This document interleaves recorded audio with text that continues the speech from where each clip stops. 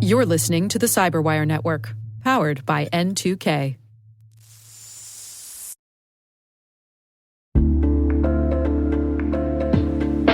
Hey everybody, Dave here. Have you ever wondered where your personal information is lurking online? Like many of you, I was concerned about my data being sold by data brokers. So I decided to try Delete Me.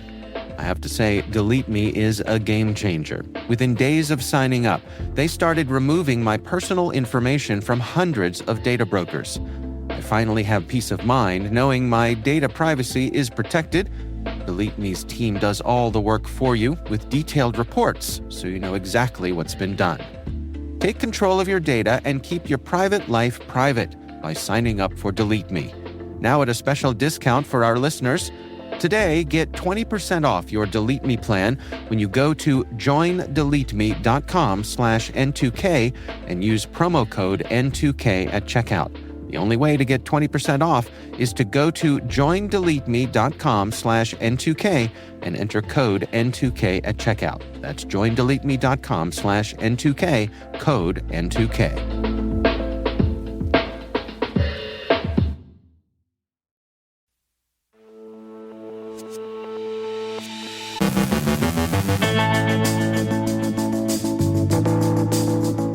Salt Typhoon is still at it. Russian cyber actor Seashell Blizzard expands its reach. The EFF sues DOGE to protect federal workers' data. House Republicans pursue a comprehensive data privacy bill. Fortinet patches a critical vulnerability. Google views cybercrime as a national security threat. Palo Alto Networks issues 10 new security advisories. Symantec suspects a Chinese APT side hustle. Our guest, Jason Baker, Principal Security Consultant at GuidePoint Security, joins us to share an update on the state of ransomware. A massive IoT data breach exposes 2.7 billion records. And here come the AI agents.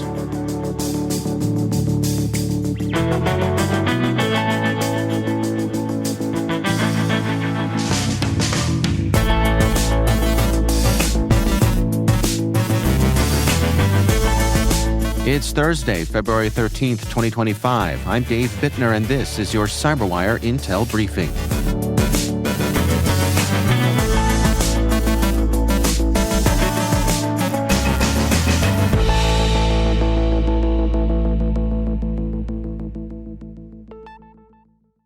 Thank you for joining us here today. It is great to have you with us. Salt Typhoon, the Chinese hacker group, has continued breaching global telecom networks despite exposure last fall. Cybersecurity firm Recorded Future reports that between December and January, the group hacked 5 telecoms, an ISP, and over a dozen universities across multiple countries, including the U.S. The hackers exploited vulnerabilities in Cisco's iOS software, targeting routers and switches to gain full control of network infrastructure. Even after U.S. government warnings, media reports, and Treasury sanctions, Salt Typhoon remains highly active. They're using compromised Cisco devices to establish covert communication channels and exfiltrate data.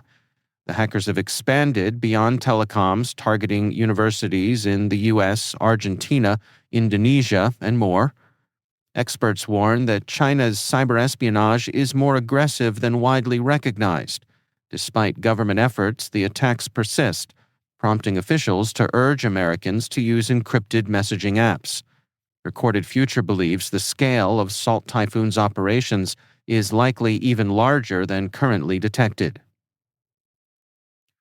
Microsoft has reported that Russian cyber actor Seashell Blizzard has enlisted a special initial access subgroup to enhance its ability to compromise high-value global targets. This long-running operation has expanded the group's reach, securing persistent access to critical sectors like energy, telecom, shipping, arms manufacturing, and government networks. Initially focused on Ukraine and Eastern Europe, Seashell Blizzard has now extended operations to the US, UK, Canada, and Australia. The subgroup exploits published vulnerabilities in remote access software, including ConnectWise Screen Connect and Fortinet FortiClient. Using scanning tools and exploit kits, they breach network perimeters, then deploy RMM software, web shells, and malicious modifications to maintain long-term access. These techniques align with Russia's strategic cyber objectives. Microsoft warns the group will continue innovating scalable attack methods to support Russia's geopolitical agenda. The Electronic Frontier Foundation is leading a lawsuit against Elon Musk's Department of Government Efficiency, DOGE, to block its access to millions of U.S. government workers' data. Alongside federal employee unions, the EFF filed the lawsuit on February 11th against DOGE and the Office of Personnel Management, arguing that DOGE's access violates the Privacy Act of 1974. DOGE, created in January to cut federal spending, allegedly gained unauthorized access to OPM's vast employee database, which includes PII, financial, health, and classified information. The plaintiffs demand DOGE be blocked from further access and delete any collected data. The EFF warns that misuse of this data could lead to privacy violations, cyber threats, and political abuse. This follows a federal ruling limiting DOGE's access to Treasury data. Meanwhile, Elon Musk and allies are accusing journalists of doxing after reports identified employees in his government efficiency program, DOGE. Critics argue Musk is misusing the term to silence legitimate reporting on public officials. The EFF and legal experts stress that government employees are not protected from public scrutiny under the First Amendment. Interim U.S. Attorney Ed Martin hinted at criminal charges against reporters, though no federal anti-doxing law exists. Wired and the Wall Street Journal reported on DOGE hires, including an official with a history of racist posts. In response, Musk attacked reporters online, while supporters targeted them with harassment. Experts say the backlash exposes hypocrisy, as Musk and Trump allies have previously doxed federal employees. Free speech groups are demanding clarification on legal threats against the press. House Republicans have launched a working group to draft a comprehensive data privacy bill, led by Representative John Joyce, Republican from Pennsylvania. The group, composed of 9 Republicans and no Democrats, aims to create legislation that can pass Congress following years of failed efforts due to disagreements over consumer protections. With 13 states enacting their own privacy laws, Republicans argue that a national standard is necessary to protect Americans' rights and maintain the U.S.'s leadership in digital tech, including AI. Industry groups have pushed for a federal law that preempts stricter state regulations. Fortinet has patched a critical vulnerability in its FortiOS security fabric, which could allow attackers to escalate privileges to superadmin. Affecting multiple FortiOS versions, the flaw stems from improper privilege assignment, making it possible for a compromised upstream FortiGate device to grant an attacker full system control. This could lead to widespread breaches and data theft. Fortinet urges immediate updates, releasing patches for affected versions. The issue was internally discovered by Fortinet's Justin Lum. Google's latest cybersecurity report warns that cybercrime has become a national security threat, increasingly exploited by state-backed groups like those from Russia, China, Iran, and North Korea. The report, released ahead of the Munich Security Conference, reveals that while financially motivated attacks outnumbered state-sponsored ones, the two are now deeply intertwined. Governments leverage cybercriminals for tools, talent, and even full-scale operations. Ransomware gangs have shifted focus to Ukraine, and Chinese and Iranian espionage groups supplement their activities with cybercrime. North Korea is notorious for cryptocurrency theft and covert IT worker schemes. Despite growing threats, cybercrime gets less attention than state-backed hacking. Google stresses international cooperation is needed to combat it. Healthcare is especially vulnerable, with ransomware attacks worsening patient outcomes and data leaks in the sector doubling in 3 years. Palo Alto Networks has issued 10 new security advisories, including a high-severity vulnerability in PAN-OS that allows unauthenticated attackers to bypass authentication via the firewall's management interface. While it doesn't enable remote code execution, it could impact system integrity and confidentiality. Patches and mitigations are available, with risk reduced by restricting access to trusted IPs. Another high-severity flaw involves command injection but requires admin privileges. Additional advisories address Cortex XDR agent and PAN-OS vulnerabilities, none of which have been exploited in the wild. A ransomware attack using tools typically linked to Chinese cyber espionage groups was likely carried out by an individual hacker, according to Symantec. The attack leveraged a Toshiba executable to sideload a malicious DLL, deploying a PlugX backdoor, previously used only by Mustang Panda, a Chinese APT group. From July 2024 through January of this year, PlugX was used in espionage attacks targeting governments in Southeastern Europe and Southeast Asia. However, in November of 2024, the same toolset was used in an extortion attack against a South Asian software firm. The attacker exploited a Palo Alto Networks firewall vulnerability for access, stole Amazon S3 credentials, and deployed RA World ransomware. Symantec suggests the attacker was an insider monetizing espionage tools, though they may have ties to Bronze Starlight, also known as Emperor Dragonfly, a Chinese-based APT known for using ransomware as a decoy. A massive IoT data breach exposed 2.7 billion records containing Wi-Fi passwords, IP addresses, and device identifiers linked to Mars Hydro, a China-based grow light manufacturer, and LG LED Solutions Limited, a California-registered firm. Discovered by cybersecurity researcher Jeremiah Fowler and reported to VPN Mentor, the 1.17 terabyte unprotected database was publicly accessible without encryption or authentication.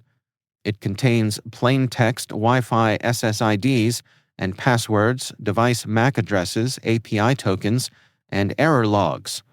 The data appears tied to Mars Hydro's Mars Pro app, which controls IoT grow lights, despite its privacy policy claiming no user data collection. Fowler alerted LG LED and Mars Hydro, leading to rapid restriction of access, but it remains unclear how long the data was exposed or if it was accessed maliciously.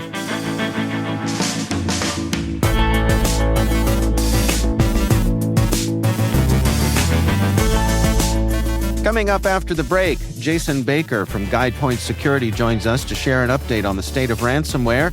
And here come the AI agents. Stick around.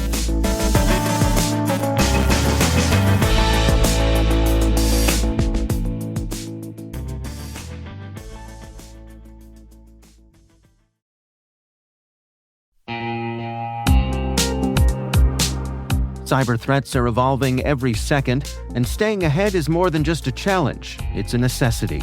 That's why we're thrilled to partner with ThreatLocker, the cybersecurity solution trusted by businesses worldwide.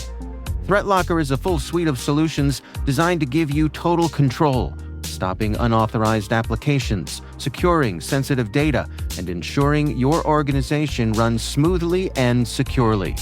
Visit threatlocker.com today to see how a default deny approach can keep your company safe and compliant.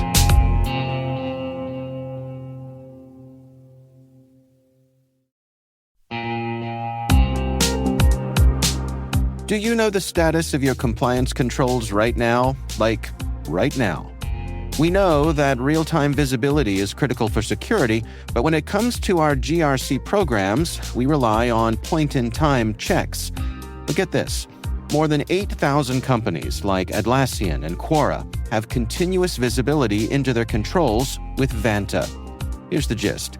Vanta brings automation to evidence collection across 30 frameworks, like SOC 2 and ISO 27001.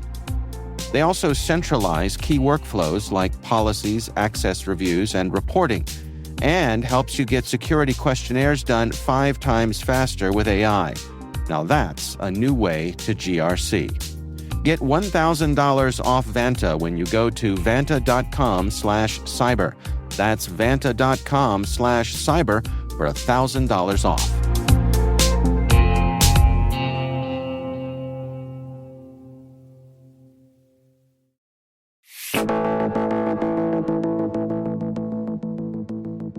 Jason Baker is Principal Security Consultant at GuidePoint Security. I caught up with him for an update on the state of ransomware.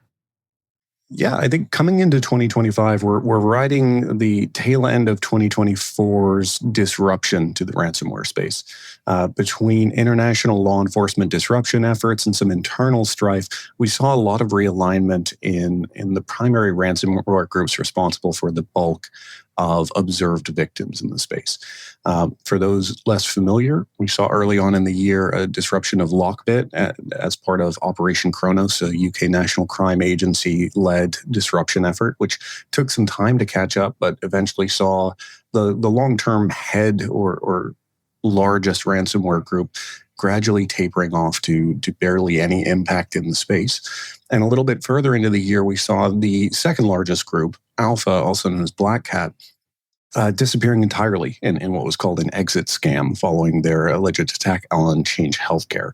So you take out the two largest and most impactful ransomware groups, you suddenly have affiliates that have to reorganize and find new sources of income. So we've seen a lot of new groups popping up, a lot of newer groups really quickly gaining ground as they absorb those new affiliates. At the same time, we've seen the impact of some of that very public, very large law enforcement disruption, and I'm hopeful that we're going to continue seeing more of that here into 2025. Can you help us understand how much of a difference these takedowns really make? I mean, to what degree have we really moved the needle here? Yeah, it's an interesting question, and there's varying answers to what the disruption affects. So, on one hand, you have, let's say, the least effective, just for point of comparison, and that's takedowns of commodity malware. Let's say information stealing malware or crypto mixers or anything like that. Things that support the cybercrime economy. Unfortunately, there's so much waiting in the wings and so many different alternatives so that we haven't really seen a substantial downstream effect when those have been taken down. It might be an annoyance, and I'm sure it does impose costs on the people running that infrastructure and those tools, but the actual cybercrime actors are still able to continue their operations. Now, conversely, on the other end of things, we have the sanctions that were imposed on Lockbit's administrator, Lockbit's SUP, which was sanctioned by the Australian, UK, and US governments in the wake of Operation Kronos. Now, because of the way that ransomware as a service is structured, you don't really have a way, if you've been hit by Lockbit and you choose to make a payment, you don't have any way of guaranteeing that the payment you make isn't going to end up, at least in part, in the hands of that administrator. So even though Lockbit as an entire organization wasn't necessarily sanctioned, it effectively ruled any payment from organizations in those three countries as illegal. And in the process, that was very disruptive. They tried to keep things going and create the illusion that they were running at full capacity, but we've seen otherwise. We've seen them drop off. So on that other end, very, very effective at rendering the group essentially inoperable or not profitable, driving away all of their affiliates. And then there's everything in between, right, from other arrests and the like. Unfortunately, with ransomware as a service, decapitation operations or taking out of specific leaders doesn't necessarily handle the underlying affiliates, which still continue to operate and just find a new home.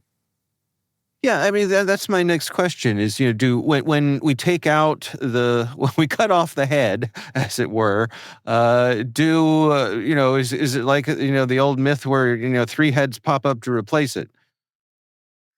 I don't know if I'd say 3 heads so much as the body remains intact. Now, you can make the argument that in the long term, this increases the perceived risk of operating in the ransomware space, right? It increases the perceived risk of continuing to operate, that you're likely to be doxxed or publicly disclosed what your identity is, or that you might be extradited or you might be indicted or anything like that. And that likely has some long-term psychological impact on the affiliates and administrators supporting this.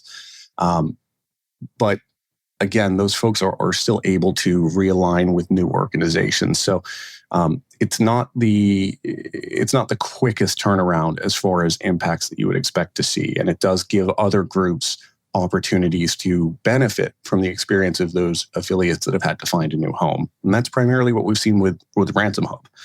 Its roots are in the Knight and Cyclops ransomware. And they came onto the scene in about February, just in time for Operation Kronos and for Alpha's exit scam.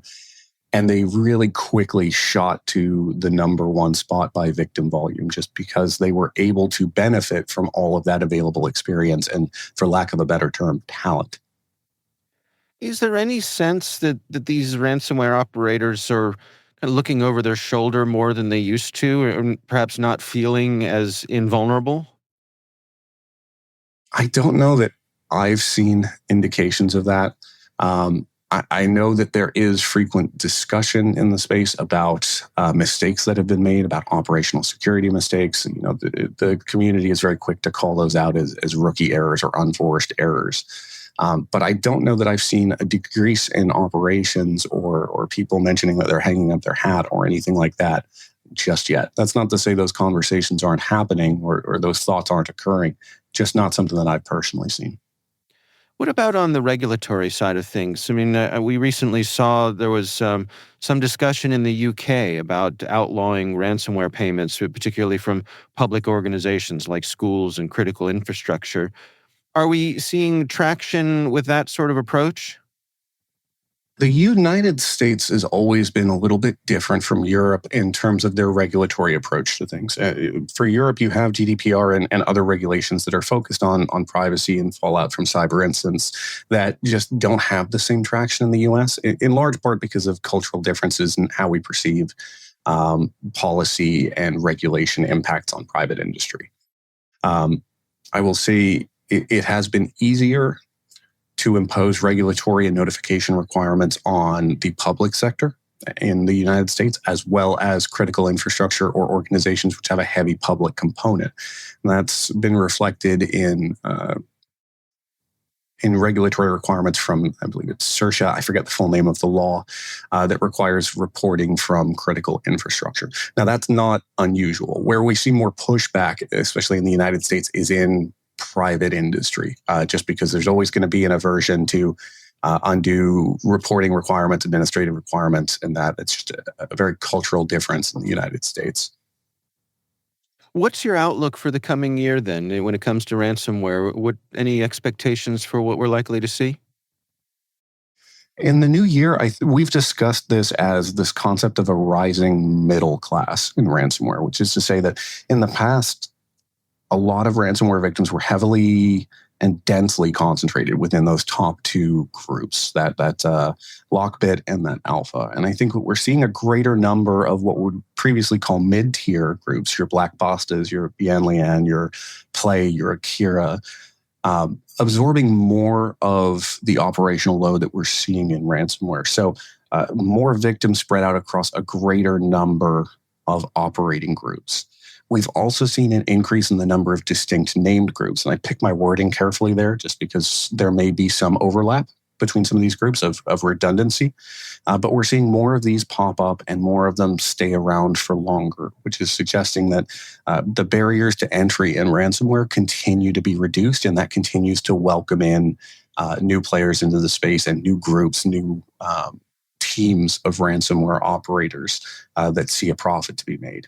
And tangentially and related to that, this is more anecdotal, we've seen a number of, I'll call them fabricators or exaggerators or deceivers, although these are all criminals, they're all liars and deceivers, right? Right. But we're seeing more where it's almost embarrassingly obvious that they're completely fabricating claims. So as opposed to going out attacking a company and claiming this as their victim, trying to extort them, they're recycling old breaches and packaging it as a new one when no new intrusion occurred. Or they're developing a ostensible ransomware as a service group, but they've developed no malware or ransomware to go along with that. It's they're very much chasing the clout in the cybercrime economy, either with the goal of making money off of it or just burnishing a reputation in the cybercrime community. Anecdotally, we've seen a couple of cases of that in the last year in what appears to be an uptick. And it really does speak to how much easier it is to fake the funk to get into the space now. That's Jason Baker, Principal Security Consultant at GuidePoint Security.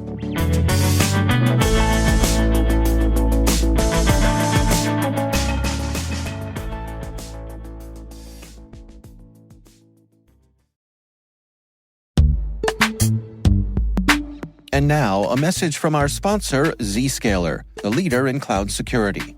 Enterprises have spent billions of dollars on firewalls and VPNs, yet breaches continue to rise by an 18% year-over-year increase in ransomware attacks and a $75 million record payout in 2024. These traditional security tools expand your attack surface with public-facing IPs that are exploited by bad actors more easily than ever with AI tools. It's time to rethink your security.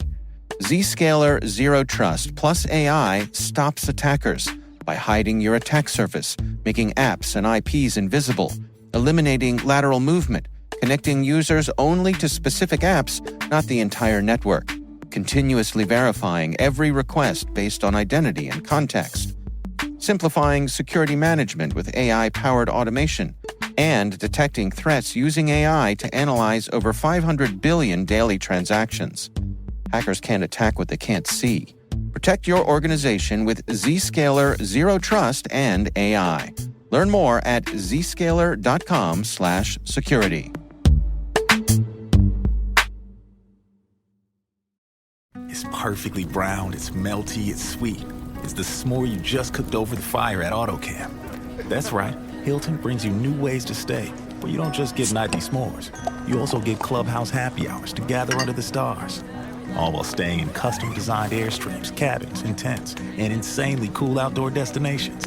If AutoCamp sounds like a dream, it sounds like it's time to redeem those Hilton Honors points at Hilton.com. Hilton for the stay.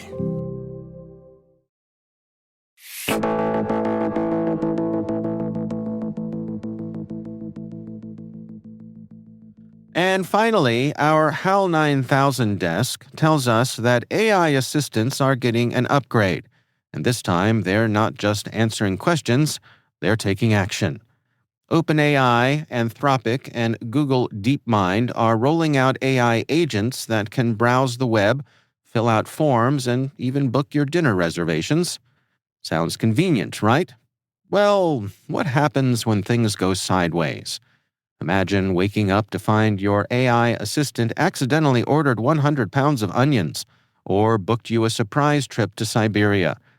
These bots still need human oversight. They can't log in, agree to terms of service, or enter credit card details. But once they can, what's stopping a glitchy AI from signing you up for 50 streaming services or accepting sketchy terms on your behalf? Experts warn that hackers could manipulate AI agents, turning them into digital puppets for cybercriminals. The first person whose AI buys a fleet of cars? Well, that's going to be a story.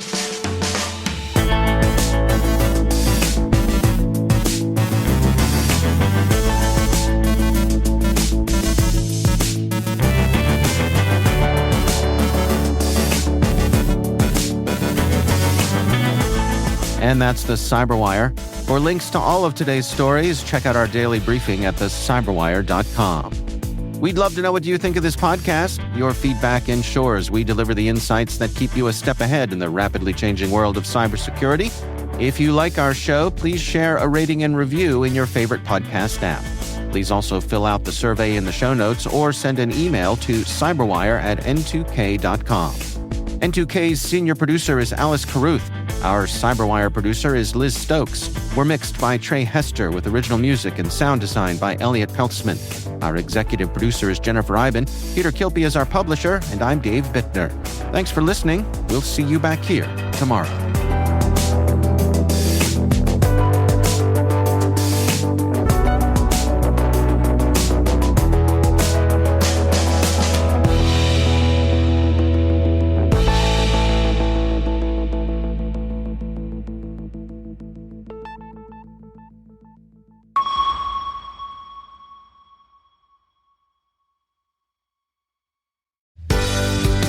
Hey everyone, grab your favorite mug and put the kettle back on the stove, because Afternoon Cyber Tea is coming back.